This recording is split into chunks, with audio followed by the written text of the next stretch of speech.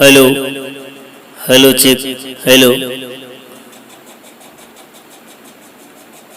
भैया, हम पवन सिंह जे भी हमारे श्रोता सब भाई बहन जितना बैठे हुए हैं सभी क्योंकि भैया गुड़ लागत नहीं हम और ये कहे कि बात का बाटे का बहुत पहले हमारे गाना एगो आए रहे। वो गाना के बोल रहे का कि उठवा के ललिया कनवा के बलिया अकिया करे कजरवा।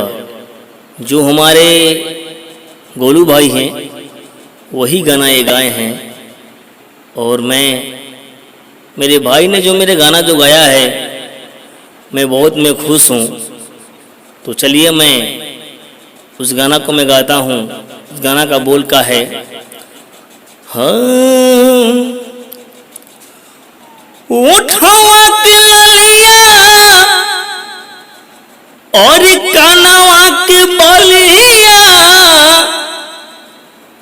और अखिया के रे कजरवा है के बात। उठवा के ललिया और कानवा के बलिया और अखिया के रे कजरवा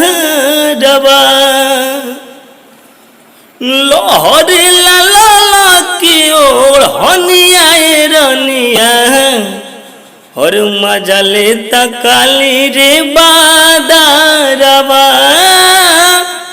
लोहर लाला की ओर हनिया रनिया और मजा लेता काली रे बादरवा।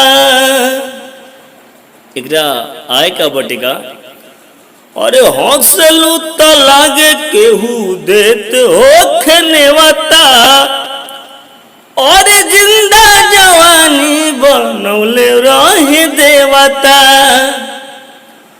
अरे हौसलू तो लागे केहू देत हो खनेवता और जिंदा जवानी बनौले रहे देवता।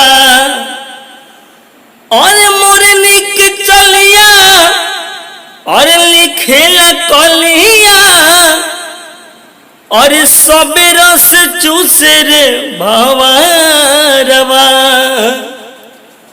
लोहर लाला की ओर हनिया रनिया और मजा लेता काली रे बादरवा।